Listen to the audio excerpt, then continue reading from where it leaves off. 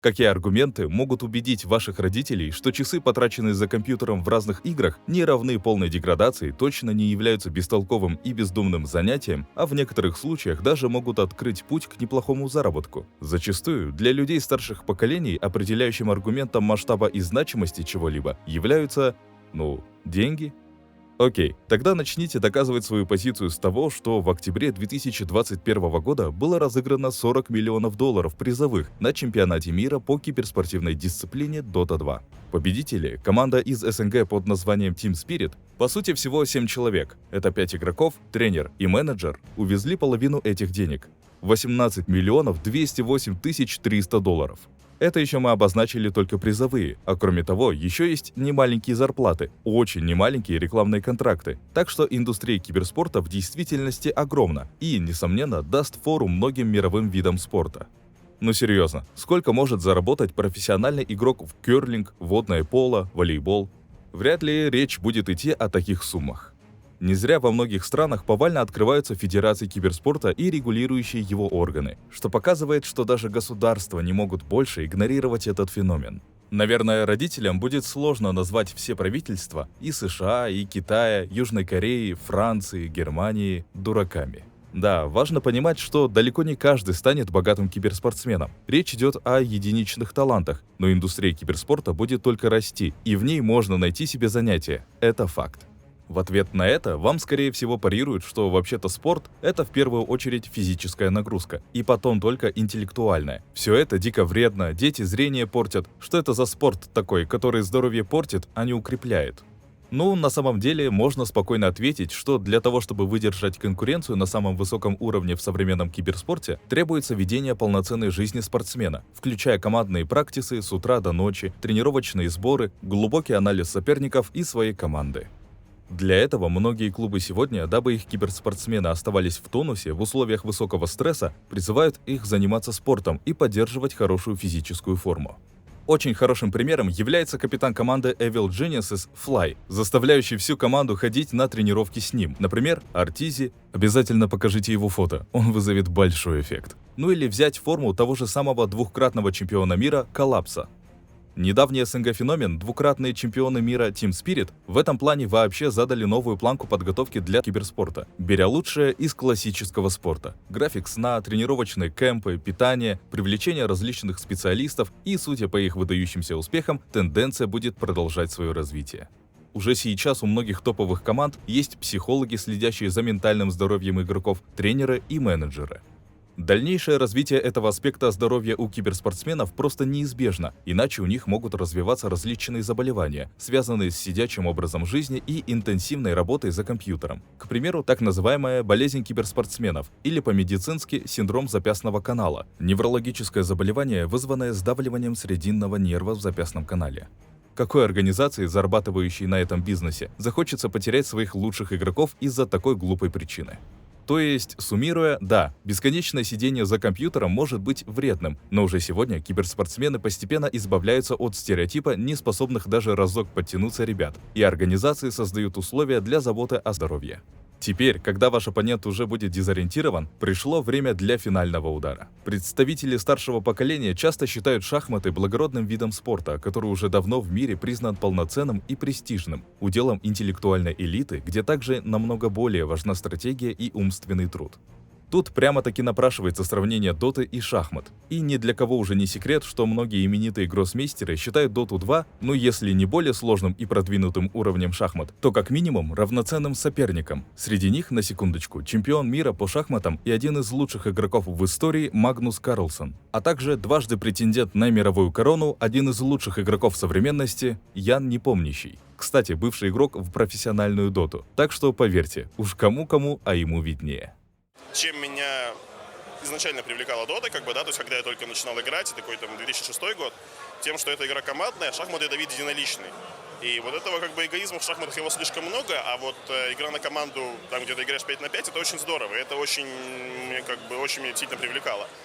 Вот поэтому во многом мне Dota стала так сильно нравиться. А если даже после всех ваших доводов все еще кто-то будет сомневаться в том, что возможно достичь таких успехов в условиях Кыргызстана и местного менталитета, то им будет особенно полезно знакомство с нашим сегодняшним героем – Бакытом Эмильджановым, также известным как Заяц, первым и пока что единственным мастером спорта Кыргызстана по киберспорту. С вами Evidence Central Asia, и мы начинаем.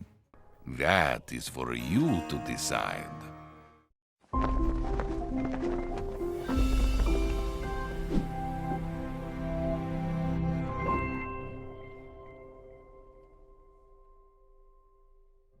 Бакыт, родившийся в 1998 году в городе Бишкек, с самого детства увлекался видеоиграми. В 12 лет он уже участвовал на местных турнирах по доте. На тот момент это еще была Dota 1, всего лишь мод игры Warcraft 3 Frozen Throne. Игра просто покорила его. Надо отметить, что он не был односторонне одарен. Бакыт занимался плаванием, дзюдо, шахматами, был особенно талантлив в последнем, что лишний раз подчеркивает правоту гроссмейстеров из первой части нашего видео. Естественно, как и любой другой молодой игрок, в 15-16 лет, решив избрать киберспорт своей основной деятельностью, он натолкнулся на непонимание со стороны родителей.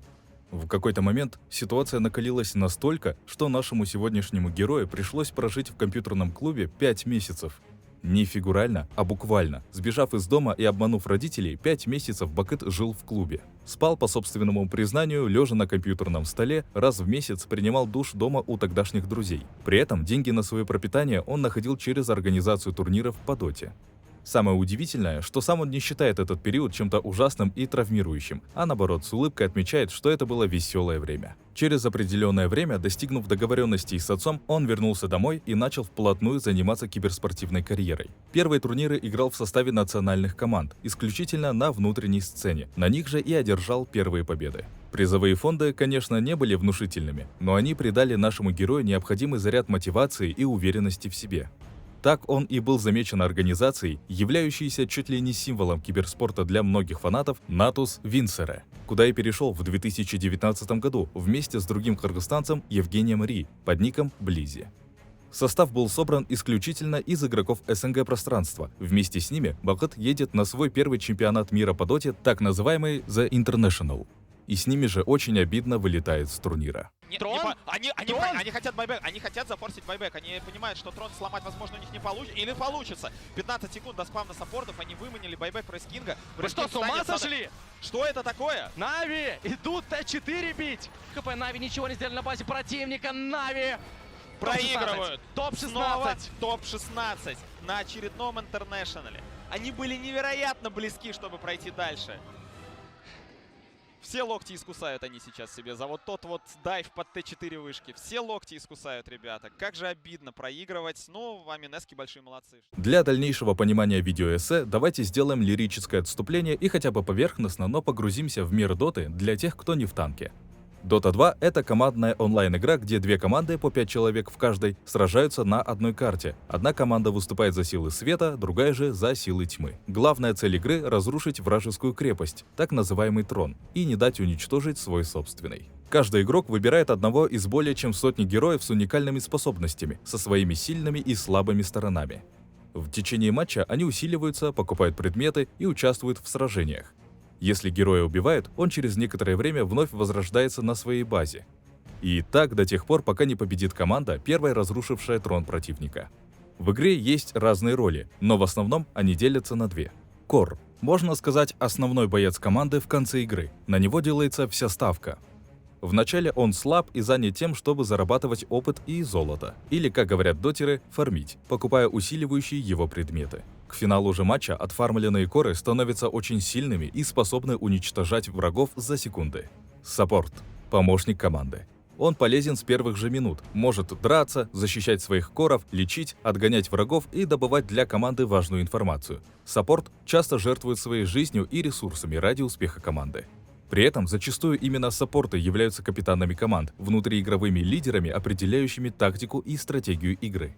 Конечно, Бакыта, прирожденного стратега, сразу же привлекла позиция саппорта. Его способности произвели большое впечатление на руководство Нави, которое после того поражения на чемпионате мира 2019 года предлагает талантливому проспекту собрать новый состав по своему усмотрению и предложили ему роль капитана. Как окажется впоследствии, они не прогадали с этим предложением, ведь игровой интеллект и навыки внутриигровой коммуникации – одни из сильнейших качеств Бакыта.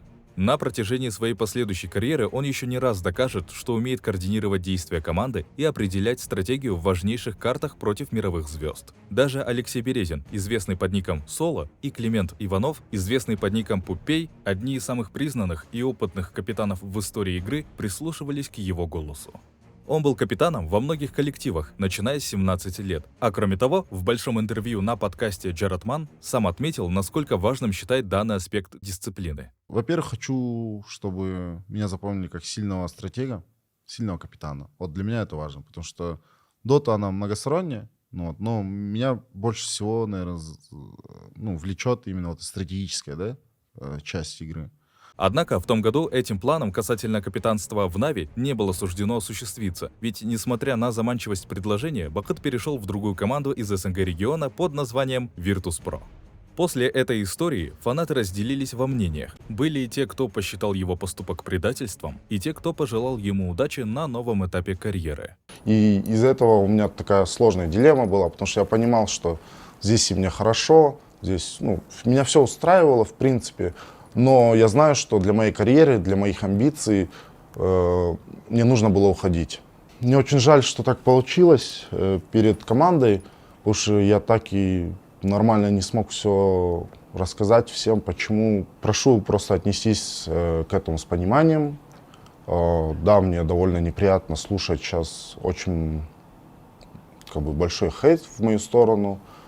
И я могу некоторые вещи понять, почему ко мне так сейчас будут относиться, но тоже прошу подойти к этому с пониманием. После ухода в Virtus.pro Бакыт выходит на свою пиковую форму и выигрывает свой первый большой турнир Лос-Анджелес Мейджор в 2020 году. Спустя всего полгода после перехода в новую команду. Причем его индивидуальное исполнение сыграло без преуменьшения ключевую роль в данной победе. В чем она заключалась? Давайте попробуем разобраться, что же такого особенного в игре Зайца. Конечно же, это и глубокое понимание игры, и высокий механический скилл, и реакция, и умение играть командно, и блестящие навыки коммуникации. Но здесь мы считаем важным отметить его так называемый пул – уникальный перечень героев, на которых он может сыграть, что всегда выгодно отличало его от конкурентов по позиции. Наверное, можно выделить три основные категории его героев. Классические герои. Нельзя быть в топе без хорошего уровня владения классическим набором героев поддержки, на которых должны уметь играть все игроки данной позиции. Естественно, Бакыт виртуозно владел ими. Earth Spirit, Earth Shaker, Тускар в его исполнении запомнились многим фанатам по всему миру. Демоник Пуш на развороте, Морфлинг прыгает, начинает бить. Получает, правда, корни, баф, и все, получается, Хорошо! Туда просто урода солить рядом! Всех убить! На позицию Спирита. Он ждет, вкатывается, тайминг. Браво! Браво, Заяц! Просто Зайчик сыграл великолепно. Тут же Сумаил без маны, пытается уйти, Заяц за ним. Покатился, вот он Заяц, тут же ЛТВ.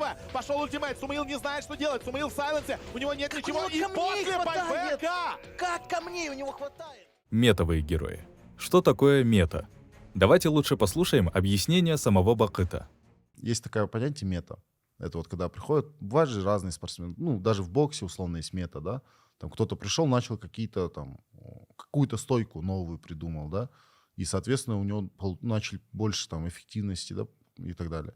И вот я бы хотел вводить вот такую мету. Вот что-то быть таким первопроходцем в каких-то идеях, да, и так далее. Именно к своей роли суппортинга я отчасти уже так делаю, но хотелось бы это что-то вот более, на большем временном участке, да, закрепиться, скажем так. Вот. Потому что у меня такие моменты проходят, я где-то задаю мету на сезон условно, но хочется показать стабильность. Таким образом, это новаторские герои открытия, задающие новое веяние во всей индустрии. Одного из таких персонажей, Текиса, Бакыт открыл всему миру. То мастерство, с которым он управлял этим героем, спутало все карты оппонентам и сыграло свою роль в победе в Лос-Анджелесе. Будем честны, навскидку даже сложно вспомнить еще одну такую игру в истории Доты, когда вокруг героя 4-й позиции так планомерно выстраивалась вся стратегия команды, настолько он был определяющим игроком. И тролля, и ВП начинают расходиться в разные стороны. Вот он и файт, который... Ой-ой-ой! Бамболею! Минус Сет, минус Сумаила, вот вам и Текис.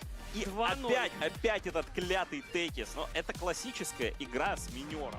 Но и в последнюю очередь, но не по важности, это его уникальные герои, которых никто в его прайме не умел раскрыть настолько креативно и качественно, как Бакыт. Сюда можно отнести и его великолепного Shadow Демона, и Тренд Протектора, и Дума, ну и, конечно же, сигнатурного Никса.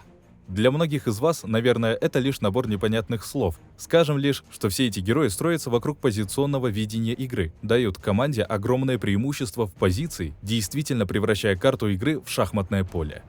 К сожалению, после этого турнира его команда, и далеко не по вине нашего сегодняшнего героя, раз за разом терпела поражение и пыталась найти свою игру. За это время Заяц успел поиграть в одной команде с такими признанными мастерами, как Сумаил, No One, Рамзес, и совсем не терялся на их фоне, однако составу было суждено в конце концов быть расформированным.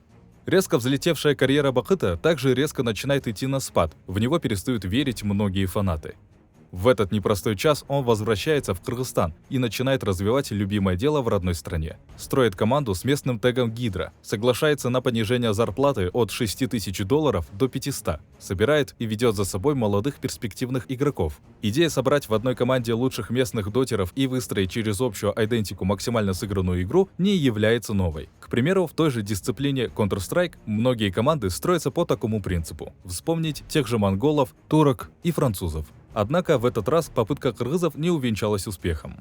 В 2022 году Заяц получает свой последний шанс. Его снова вызывает в команду высшего эшелона Team Secret, с которой он на гранд-турнире Riyadh Masters завоевывает бронзу с призовым фондом в $400 000. Долгожданное возвращение на чемпионат мира The International прошло нелегко. Бакыт проходит тяжелый путь через открытые квалификации, не пустив на главный турнир года своих бывших сокомандников из Virtus.pro.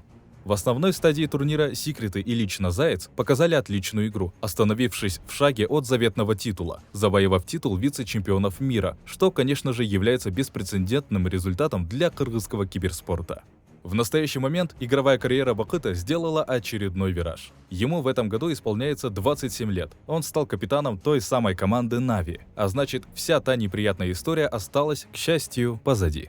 За год своего капитанства Заяц сколотил крепкий коллектив, который уже отобрался на чемпионат мира 2025 года. Так что приготовимся поднять щиты за Бакыта и Na'Vi уже в сентябре этого года.